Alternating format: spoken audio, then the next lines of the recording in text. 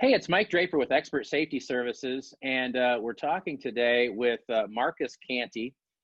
He is a risk manager for Avid Risk Solutions in Madison, Wisconsin. And Marcus, thanks for taking a little bit of time today just to share some. I think this is a very powerful message to contractors of how safety and insurance really kind of work together. So thank you for coming on. It's a pleasure to have you. Can you just describe a little bit about what you do as a risk manager? What does that mean? Yes. First, thanks for having me, Mike. And what does it mean for a risk manager? Basically, I go out and for our clients and evaluate whatever risk they face. A lot of our clients, it's going to be OSHA regulatory risk or like a DOT regulatory risk. Also, it might be talking about, hey, we're a fish farm. We don't have any backup generators. What should we do to limit our potential of having all of our fish die?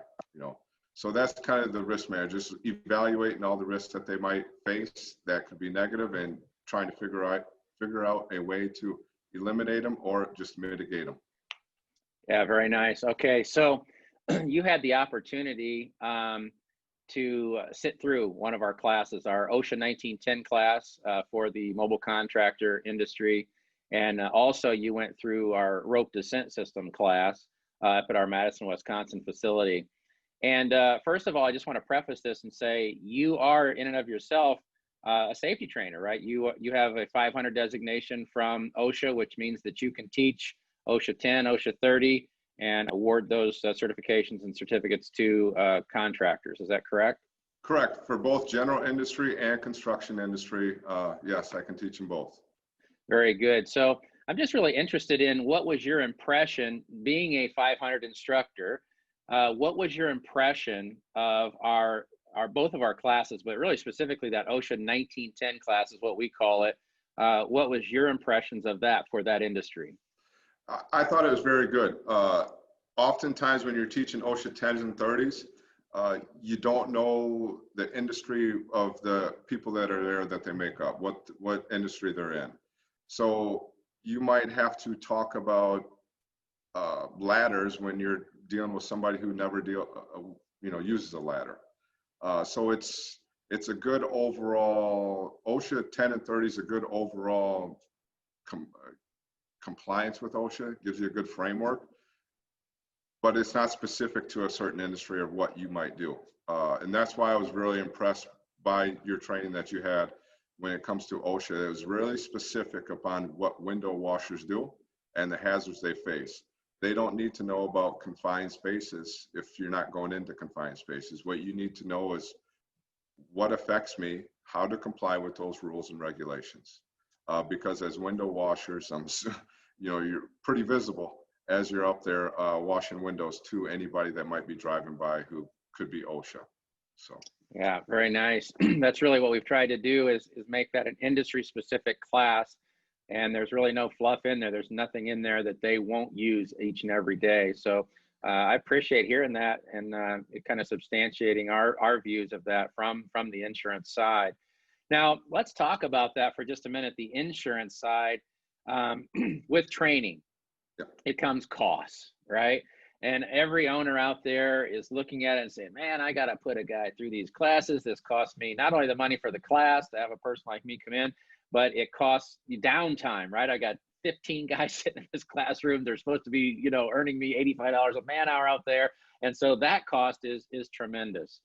But there is some rewards. And some of them are kind of the evident ones is that we're hoping that it's a safer work environment and that we're reducing accidents, which costs money for medical costs, lost downtime or lost wages, all these things, not wages, but lost billable hours.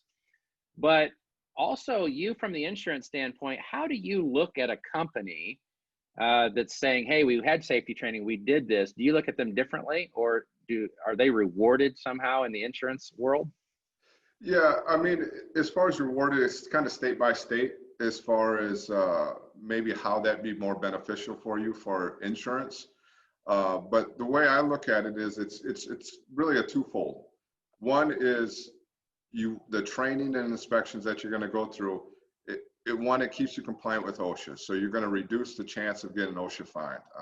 I had a client that got fined $15,000 for having an employee walk up a ladder while carrying some stuff. So, you know, if you're worried about cost, one aspect right there is $15,000 would have paid for that person to be at your training for definitely 2 days. And another aspect of it is when you're making people be accountable for not only their safety and safety of others by attending your class, going through those, giving them the knowledge and saying, you know, this is something that we expect you to do. It puts it on them, and then they want to take pride in their work.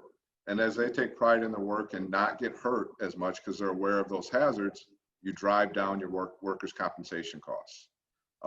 And as those workers' compensation costs go down, you're going to save money.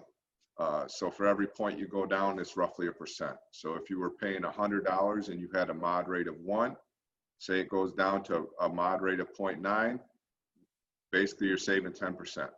So you're saving your $10 on that $100, okay? So it really drives down the work comp, but then also with the conversations in your training talking about trip hazards, understanding that you have pedestrians or civilians that will be walking by, and you have to be aware of them too as well. Also, you're mitigating the risk or potential of people tripping on your piece of equipment and then filing a claim against your insurance. Now that wouldn't fall under work comp.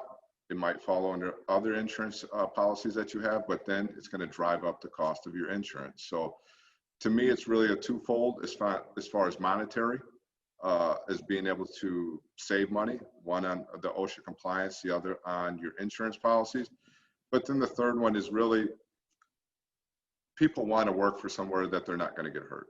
You know, that's the last thing they want to worry about. So to me, that's the biggest factor, is that it gives people the confidence that I'm not going to get hurt here at work. And given the industry that you're talking about, window washing, you know, a one bad mistake could lead to serious injury, if not death. So it's very important that people are aware of those types of things. Yeah, very nice. I know you, I won't mention the company by name, but I remember you stating, you're like, I haven't even looked at this company. They're a client of yours. And you said, I haven't even looked at their mod factor, but I already know what I'm going to see, because when they put this much emphasis on training, their mod factor is going to be low because they care, they're doing the right things, and it always reflects in the mod rate.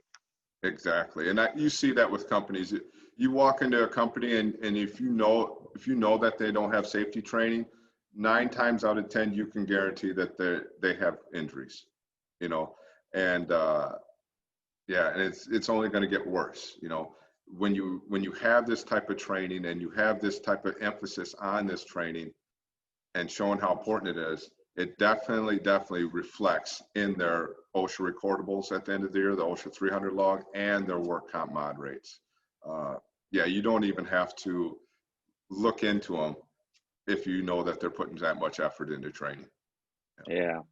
Well, Marcus, we really appreciate you just talking with us just a little bit today. It's always nice to hear from other industries how we know that, you know, we're safety guys, and so we're pushing safety. But it's nice to see how it's affecting other things and aspects of the business, like insurance, like work comp as well. So thank you for taking just a little bit of time with us today, and we really appreciate having you on.